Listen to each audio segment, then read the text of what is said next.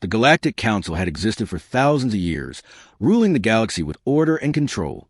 They believed themselves wise and civilized.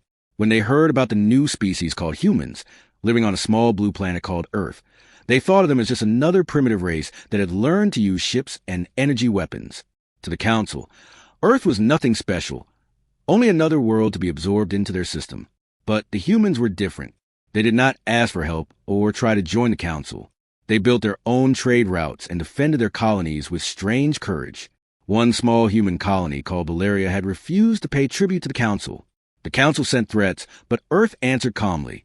The message from Commander Han Daesuk of the Earth Defense Fleet was simple. We do not serve in the Empire. We stand as equals.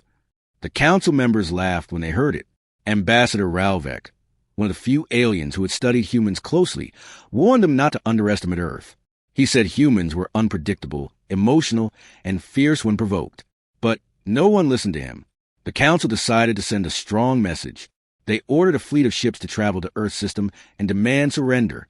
On Earth, Commander Han Daesuk stood in the war room, looking at the images of the alien fleet that was coming closer every day. He was a calm man, not old but with lines of experience around his eyes. He had seen too many wars in the outer colonies. He knew what the Council was capable of, but he also knew something else. The humans were ready to defend their home. In the underground laboratory beneath Seoul, scientist Lee Hanul and engineer Park Somi worked day and night on a secret project. It was called the Ares Protocol. It was not a weapon attack, but a system of last defense designed to protect Earth if the worst ever happened. They had developed new weapons using quantum energy, hidden satellites that could strike faster than light, and a control system that could link every defense platform in space under one mind. One night, as they watched the simulation of the alien fleet approaching on the holographic display, Somi looked at Hanul and asked quietly, "Do you think they'll really attack us?" Hanul sighed and shook his head. "I hope not. Commander Han still believes in peace. He sent them a message asking for talks." Somi smiled sadly. "But what if they don't want peace?" Then Hanul said softly, "The galaxy will see what humans do when peace is refused." In the capital, news spread quickly. People watched the skies with fear and anger. Families packed shelters. The media called it the coming storm. Yet even in fear, there was unity. For the first time, all nations stood together. Old flags were lowered, and one symbol rose, the blue and white flag of Earth united. In orbit above Earth, fleets of defense ships moved into formation. Pilots trained for what could be their last mission. Young men and women, many barely out of school, stood beside veterans who had fought in the asteroid wars. Commander Han addressed them through the communication screen. "People of Earth," he said, his voice steady, "we did not choose this war. But if they bring it to our home, we will not run. We will protect our people, our planet, and our freedom. Remember, every one of you carries the hope of humanity." As he finished, the control officers reported that the alien fleet was only 3 days away. The room fell silent. The countdown to war had begun. In the Galactic Council chamber, hundreds of alien leaders gathered to celebrate what they thought would be a quick victory. The counselor from the Tyrant Empire laughed and said, "By this time next week, we will dine on Earth's moon." The others agreed, confident that their superior technology would crush the humans easily. Ambassador Ralvek remained quiet. He remembered the human eyes he had seen in past meetings, calm but burning with something powerful. He tried once more to speak. "You make a mistake," he said. "Humans are not like others. They will fight even when there is no chance left." But no one listened. The Council voted to send the full invasion order. Back on Earth, the tension grew thicker. Park Somi and Lee Hanul completed the final test of the Ares Protocol. The system was ready. Commander Han arrived in person to see it. "Can it really stop them?" he asked. Hanul nodded. "If they come too close, yes. But it's not perfect. It's never been used before." Han placed a hand on his shoulder. "Then we pray we never have to." That night, from the roof of the Seoul Defense Command, Han looked up at the stars. Somewhere out there, the enemy was coming. He thought of his family, his people, and every innocent life on Earth. He did not want war, but he knew he had no choice. 3 days later, the alien fleet arrived at the edge of the Sol system. Their ships were massive, shining with cold metal. They broadcasted a message across all frequencies. A deep, harsh voice echoed through every receiver. "This is the Galactic Council. You are in violation of interstellar law. You will surrender your world and your fleets."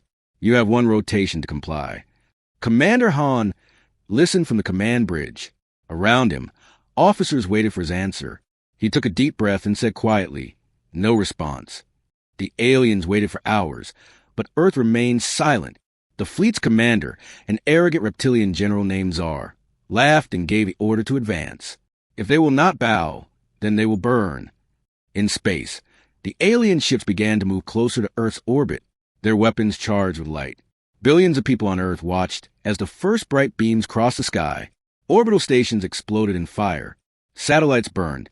The war had begun. Lee Hanul stood in the control center, his hands shaking as reports came in, millions dead in the first strike. Park Somi's voice trembled. They're destroying everything. We can't hold them. Then Commander Han's face appeared on the screen. His voice was calm but cold. Activate the Ares protocol. Hanul hesitated for only a second, then pressed the code. Across the dark side of the moon, hidden silos opened. Hundreds of defense satellites came to life, glowing with power. The sky is filled with light as Earth answered. Beams of quantum energy shot through space, tearing into the alien ships. The first wave of attackers disintegrated before they even knew what hit them. The alien commander screamed for retreat, but it was too late. Earth's wrath had awakened. On the ground, people watched as the night sky turned into a dance of fire and light. The invaders who thought humans were weak were now running for their lives. Park Somi looked at the screens in disbelief. It's working, she whispered. Lee Hanul's eyes filled with tears. Then maybe, he said, they'll finally understand what we are. Above the blue planet, the galaxy's oldest empire met something it had never faced before. Human retaliation. The alien fleet surrounded Earth like a dark storm. From orbit, their ships looked like silver blades floating above the blue planet. They had come with pride, believing the humans would fall easily, but their arrogance turned into panic the moment Earth's counterattack began. Commander Han Daesuk stood at the center of the Earth Defense Command, his eyes fixed on the main display. The alien ships were burning. Explosions flashed across the dark void. Human defense platforms fired again and again, their energy beams cutting through metal and shields alike. For the first time in history, humanity was fighting a galactic power and winning.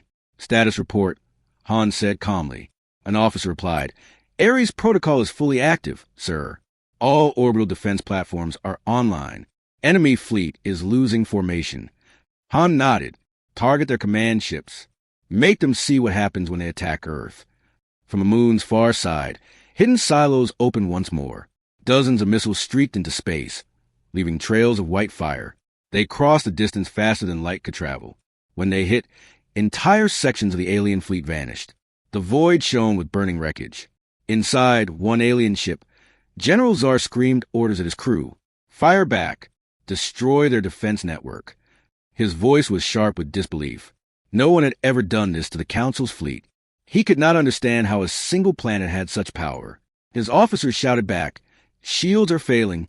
We can't hold the line. The humans did not stop. They moved with precision, like one mind. Each strike was planned, each shot perfect. The defense network had been designed by Lee Hanul and Park Somi, who now watched from the underground command room. Somi's hands trembled as she monitored the power readings. We're pushing the system too hard, she said. If we keep this up, some of the satellites will overload. Lee Hanul looked at the numbers and frowned. If we stop, they'll recover. We can't give them that chance. Somi nodded and kept working. Sparks flew from one of the control panels, but she didn't look away. Her eyes were fixed on the data, the proof that humanity was still standing. In orbit, human pilots launched from hidden hangars. Their ships were small and fast, nothing like the alien cruisers, but they were clever. They flew between enemy ships, dropped mines, and disappeared into the black. Every explosion brought cheers in the control room. Commander Han listened quietly, not celebrating. His face was hard, his heart heavy. Every victory came with loss. Reports of destroyed space stations and dead crews kept coming in. He could see the pain in his officers' eyes. But none of them stopped. They knew what was at stake. On the alien flagship, General Zar tried to contact the Galactic Council. We need reinforcements, he shouted. This planet is not what we expected. The council chamber was silent when they received his message. Ambassadors stared at the transmission. Flames, screams, and humans fighting with impossible strength. For the first time in centuries, the council was afraid. One counselor whispered, They are destroying us. Ambassador Ralvek spoke softly. I warned you. Humanity is not to be provoked. They fight like no other race in this galaxy. Back on Earth, the battle reached its peak. The alien fleet, desperate, launched a final bombardment. Massive energy beams struck Earth's upper atmosphere, lighting the sky in fire. The world shook. Cities lost power. Millions cried in fear. But humanity did not break. In Seoul, Park Somi ran through smoke-filled halls to keep the system running. The command center was shaking. Alarm screamed. She found Lee Hano trying to restart a power node. It's overheating, she shouted. I know, he said, sweat running down his face. But if it shuts down, we lose the satellites. Somi grabbed a tool and helped him reroute the cables. The power stabilized. The lights returned.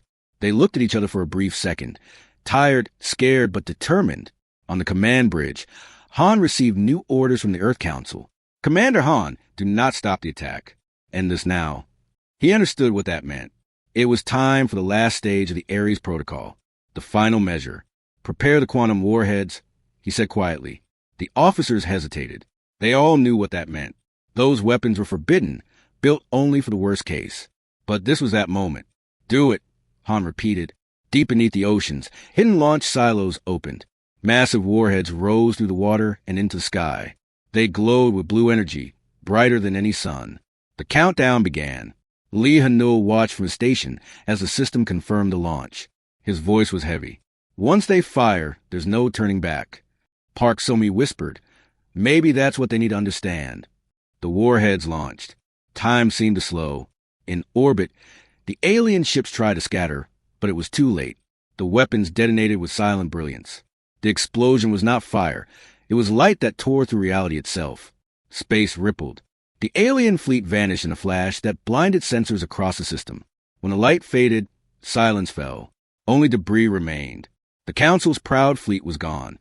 On Earth, people looked up at the night sky and saw new stars, burning pieces of metal falling through the atmosphere. Some cried. Some cheered. Most just stood in silence, knowing the war had changed everything. Commander Han stood by the window, staring at the planet below. His officers were silent around him. One of them said softly, we did it, sir. The fleet is destroyed. Han nodded but didn't smile. And how many of ours did we lose? The answer came quietly. Too many. Han turned back to the view. Then it's not victory.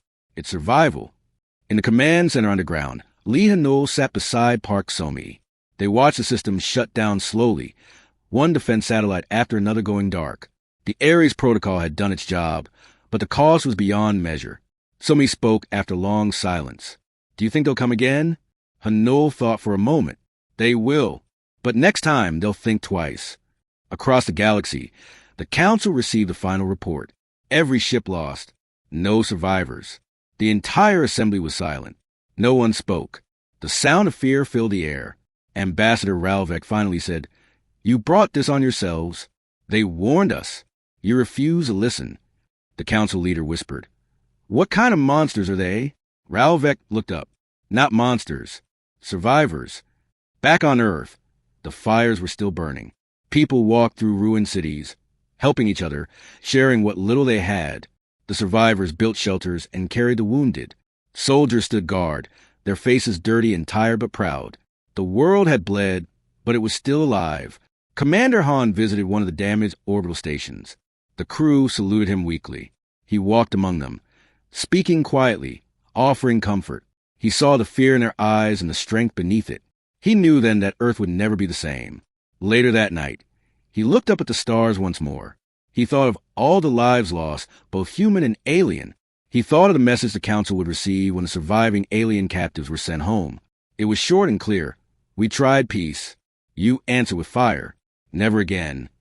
Han closed his eyes and whispered, let them remember.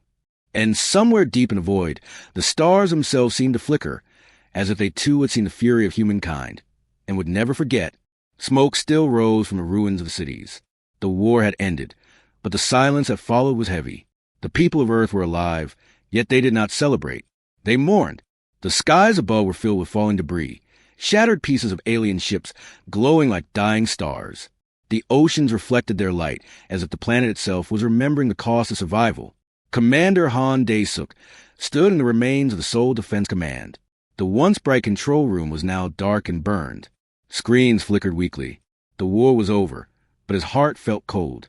Every report brought news of more lives lost, more families broken. Yet even in sorrow, humanity stood together. The people worked side by side, helping one another rebuild what was left. In an underground medical shelter, Park Somi helped treat the wounded. Her hands were covered in dust and blood, but she did not stop. Around her were soldiers, civilians, and even a few alien prisoners who had survived the battle. Some of them were afraid, expecting punishment, but instead, the humans gave them food and water. When one of the aliens asked why, Somi answered simply, "Because we are not like you. We do not kill those who can no longer fight." Lee Hanul was nearby, repairing damaged communication units. His face was pale from exhaustion, but his eyes were sharp. Every few minutes, he would look at the data feeds, searching for any sign of more enemy ships. So far, the sky was quiet. Still, he couldn't shake the feeling that the galaxy was watching. At the edge of the solar system, a small probe recorded the aftermath of the battle. Its transmission reached the Galactic Council weeks later. What they saw made them fall silent. The mighty fleet they had sent was gone. The humans, who they had thought weak and primitive, had wiped out one of the most powerful armadas in history. In the council chamber, the air was tense. No one spoke for a long time. Finally, one of the counselors whispered, "How could they do this?" Another replied, "It is impossible. Their technology was far behind ours." Ambassador Ralvek stood and spoke slowly. "You underestimate their spirit. Humanity does not fight for power or conquest. They fight for their home, for each other. That is something no machine or empire can ever defeat." Some council members grew angry. "Then we must destroy them completely. If they are so dangerous, they cannot be allowed to live." Ralvek turned to them and said coldly, "You already tried. And look what happened." The council leader, an ancient being with golden skin, finally spoke. "We will study them, watch them, but no more attacks. To fight them again would be to invite extinction." Back on Earth, reconstruction began. Cities slowly rose from ashes. Nations worked together as one. The tragedy had changed them.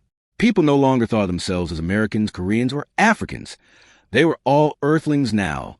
The unity that war had forced upon them became the foundation for a new world. Commander Han walked through the rebuilding sites with quiet pride. He saw children helping carry water, engineers rebuilding homes, and scientists repairing solar grids. Humanity had lost much, but they had gained something greater: purpose. When he met with Lee Hanul and Park Somi again, they were exhausted but smiling. "The Ares Protocol saved us," Hanul said, "but also showed the galaxy our power. They will never forget this." Han nodded. "They will remember. But I hope they also remember that we did not strike first." Park Somi looked at him sadly. "Do you think they will try again?" Han sighed. "Fear can make people do foolish things. The Council will fear us now more than ever. That fear may turn into hatred." Over the next months, alien ships came to Earth, not for war, but for peace. Small delegations landed under white flags. They wanted to see the humans who had defeated the Council. Some came with respect, others with hidden fear. The first meeting between humans and aliens after the war was held in the rebuilt United Nations Hall. Commander Han stood at the head of the table. Around him were human officers, scientists, and diplomats. Across the room were alien representatives of many worlds. The atmosphere was tense.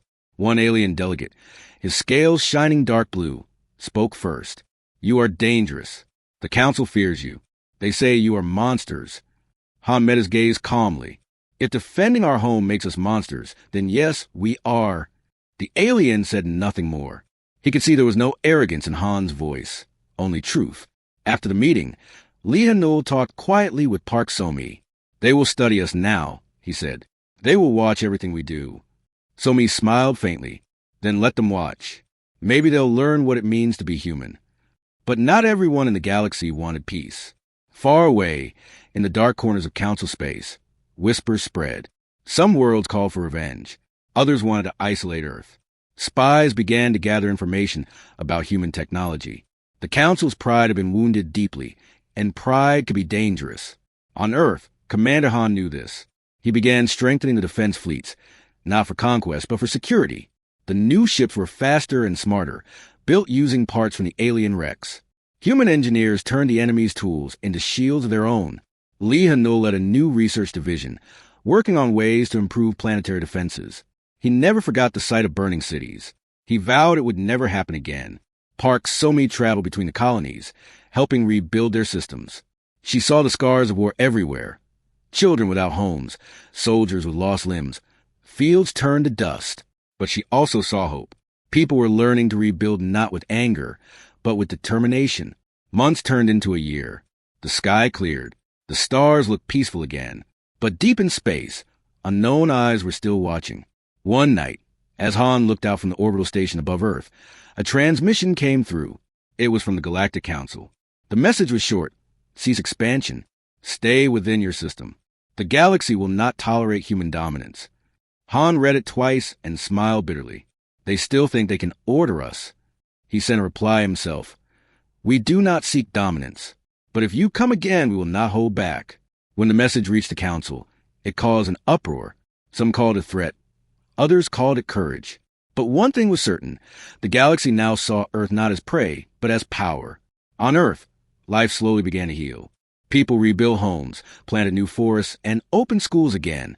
The next generation grew up hearing stories of the battle for Earth. To them, Commander Han, Lee Hanul, and Park So-mi were heroes. But to those who had lived it, they were just survivors. Han often walked to Memorial Park, where names of the fallen were carved into stone. He would place his hand on the wall and whisper, "You didn't die for nothing." Sometimes he wondered what the future would bring. Would peace last? Or would war come again? He didn't know. But he did know one thing. Humanity would never kneel again. Above him, the stars shimmered. Somewhere out there, the council watched in silence. They had learned something they would never forget, that even in the vast, cold universe, there was one world that refused to break, one world that fought back, and that world was called Earth. Months turned into years, and the memory of the Great War began to fade, but only slightly. The scars on Earth were still visible from orbit, and the people had not forgotten. The galaxy had gone quiet after the destruction of the Council's fleet, but silence did not mean peace. It was a silence before another storm. Commander Han Daesuk stood inside the new orbital command station named Unity. It was built from the remains of alien technology and human engineering. From here, Han could see Earth spinning below, glowing blue and alive again. Cities were rebuilt, forests were returning, and humanity had grown stronger. Yet he could feel the tension in the air, like a shadow waiting beyond the stars. Reports had begun to come in from the outer colonies. Strange signals, unknown ships, and quiet disappearances. Han listened to messages with a heavy heart. The Galactic Council might have been humiliated, but they were not gone. He knew they were preparing something. In the research center of Busan, Lee Hanul worked with his team on a new defense system. The Ares Protocol had saved Earth once, but it had limits. This time, he wanted to build something that could protect not just the planet, but every human colony. He called it the Shield Array, a network of orbital stations that could create a barrier strong enough to block any invasion. Park So-mi, now one of the leaders in Earth's engineering corps, was in charge of deploying the new technology. She traveled between Mars, Luna, and Titan, making sure every base was ready. The people she met were full of hope, but also fear. Many whispered that the Council would never forgive what had happened. One night, as So-mi looked at the stars from her shuttle window, she thought of the millions who had died in the last war. "We can't let it happen again," she whispered. Not ever. Back in the Galactic Council's Grand Chamber, the mood was darker than ever. Every world had been shaken by the defeated Earth. Some wanted revenge. Others wanted peace. The Council was divided. One counselor shouted, "We must destroy them before they grow stronger. They will soon become a threat to us all." Another replied, "They are already stronger. They use our own technology against us. We cannot fight them directly." Ambassador Ralvek spoke calmly. "There is only one way forward. We must speak with them. War will only end with more death." But his words were ignored. In secret, a new fleet was being built, one far more powerful than the last. They called it the Purge Armada. It was designed for one purpose: to erase Earth from existence. On Earth, Commander Han had begun to sense something was wrong. His intelligence teams intercepted strange transmissions. The code was alien, but it carried a familiar tone, threats wrapped in diplomacy. He called a meeting with Lee Hanul and Park So-mi. "They are coming again," Han said quietly. "This time, they will not make the same mistakes." Hanul frowned. "Then we must be ready before they arrive." Somi leaned forward. We already have the shield array half finished. If we link it to the Ares core, we can create a full defense network. It could cover the whole planet. Han nodded slowly. Do it, and double the fleet patrols. I don't want a single ship crossing our border unnoticed. Weeks passed. The shield array came online one section at a time. Energy beams connected stations like glowing webs around the planet. The system was beautiful and powerful, a sign that humanity had not just survived but evolved. But far from Earth, the Purge Armada was already on the move. Thousands of ships slipped through dark space, silent and invisible. They carried weapons designed to bypass shields and destroy entire worlds. Their leaders believed this would end humanity forever. One night, Leah and Noel stood in the control room, reviewing the last calibration. Suddenly, the room shook. Alarms blared. The warning lights turned red. Multiple unknown signals approaching. An officer shouted. Commander Han appeared on the main screen. They're here. In space. The stars came alive as the Purge Armada appeared from a void. The sky filled with their ships, massive, dark, and countless. They moved like a wave of metal across the Black Sea. Han gave the order. Activate the shield array. From the surface, people looked up and saw the night sky glow blue. A massive energy field spread around the planet, forming a barrier of light. The first wave of enemy fire struck it and stopped. The shield held. The alien commander, furious, ordered his fleet to concentrate fire. Explosions rippled across the barrier. The ground trembled. Cities shook, but the humans fought back. Defense satellites fired energy beams, and fleets rose from the surface to meet the attackers. In the command center, Park Somi coordinated the response. Redirect power from the Pacific nodes. We need more energy on the eastern arc. Lee Hanul worked beside her. If we overload the grid, the shield could collapse. We don't have a choice, she replied. If we lose the shield, we lose everything. The room filled with tension. Outside, Earth's defense fleets were engaging the enemy. Human pilots, brave and desperate, flew against overwhelming odds. They had seen this before. They would not fall again. Commander Han watched the battle unfold.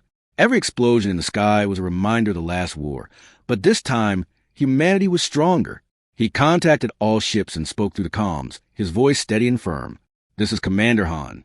You are fighting for every life on Earth, for every child, every future that still believes in peace. Remember what they did to us. Remember what we promised. We will not break. The human fleet roared in response. Missiles launched, laser beams flashed, and enemy ships began to fall. The Purge Armada realized too late that the humans had learned from their past. The shield they thought they could break only grew stronger with each strike. In the middle of the battle, Park Somi's control panel exploded in sparks. She fell to the floor but quickly stood again, shouting, "Keep the power stable. Don't stop the flow." Lee Hanul ran to help her. "You're hurt." "It doesn't matter," she said, blood on her cheek. "We have to finish this." Hours passed. The battle raged endlessly. The alien fleet began to retreat, their formations broken. Commander Han saw the opportunity. All ships, focus fire on their command vessels. A bright explosion filled the screen as the alien flagship disintegrated. The Purge Armada's control signal vanished. The remaining ships scattered and fled into deep space. Then silence again. The shield slowly faded. Earth was safe once more. Inside the command center, the crew collapsed in relief. Some cried, some cheered, others simply sat in silence. Commander Han stood still, watching the stars. "It's over," he said quietly. Lee Hanul looked at the readings and smiled weakly. The shield array held. "We did it." Park Somi, exhausted and wounded, leaned back in her chair. "For now," she whispered. "But they'll never stop fearing us. And fear always leads back to war." Han nodded slowly. "Then we'll keep building. We'll keep standing. As long as we live, Earth will never fall." Outside the window, the stars seemed to shimmer, reflecting the light of a planet that refused to die. The galaxy had thrown its fury at humanity twice, and failed twice. Now, even the Council began to understand that Earth was not a world to conquer. It was a world that endured. Years passed after the great battle that saved Earth once again. The people rebuilt faster than anyone expected. Cities were taller, cleaner, and full of new life. The shield array still hung above the planet, glowing softly in the night sky, like a guardian angel. The galaxy had gone quiet once more, but this time it was not because of fear. It was because everyone was watching humanity grow stronger every single day. Commander Han Dae-suk had aged, but his eyes were still sharp. He walked through the observation deck of the Unity Station, looking down at the blue planet below. His reflection stared back at him through the glass, the uniform neat but old. He had lived through 2 wars that nearly destroyed everything he loved, yet he was still here. And so was Earth. Lee Hanol continued to work as the chief scientist for the Defense Network. His latest invention was something beyond the shield array. He called it Horizon, an engine that could bend gravity and allow humans to travel to other galaxies. It was risky, dangerous, and new, but Hanol believed that humanity could not live by fear anymore. They had to explore again. Park So-mi was now a respected leader in the United Earth Council. She carried herself with quiet strength. People still remembered how she had stayed in the command room, covered in smoke and blood, refusing to stop until the last enemy ship fell. To her, it was not glory, it was duty. She had lost too many friends to feel proud. One evening, the 3 of them met again inside the Unity Station. The meeting was not about war, but about the future. So it's time? Han asked, standing near the window. Yes, Hanol said. The Horizon Drive is ready for its first test. We'll send a ship beyond the edge of the known galaxy. So-mi smiled faintly. And if we find them again? Hanol paused. Then we show them what peace looks like, but we'll be ready if peace fails. Han nodded slowly. It's strange, isn't it? We become the ones others fear. Once, they called us savages. Now, they whisper our name with respect. Outside the window, the first Horizon ship glowed as it prepared for launch. Its name was Daehan, after the word for their homeland. It represented all of Earth, not just one nation, but all humanity united. When the engines fired, light filled the sky. The ship rose higher and higher until it disappeared into the stars. For a moment, no one spoke. It was more than just a launch. It was the start of something greater. Far across the galaxy, the remnants of the Galactic Council still existed. They had lost their power, their fleets, and their pride. Many worlds had left the Council, fearing that another war with Earth would destroy them completely. In one of the remaining council halls, Ambassador Ralvek stood before a gathering of old leaders. Humans did what we could not, he said softly. They united under fire. They survived every test we gave them. Perhaps it is time we stop seeing them as enemies. But not everyone agreed. Some still burned with anger and jealousy. They humiliated us twice, one alien leader shouted. They destroyed our fleets and made us weak. Ralvek sighed. They defended themselves.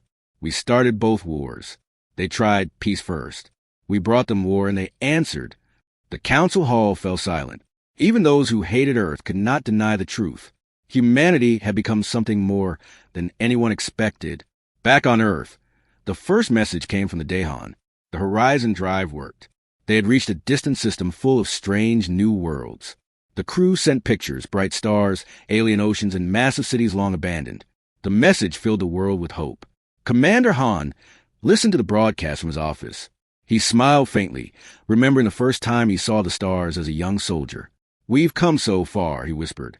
Park So-mi entered quietly. You should be proud, she said. Han shook his head.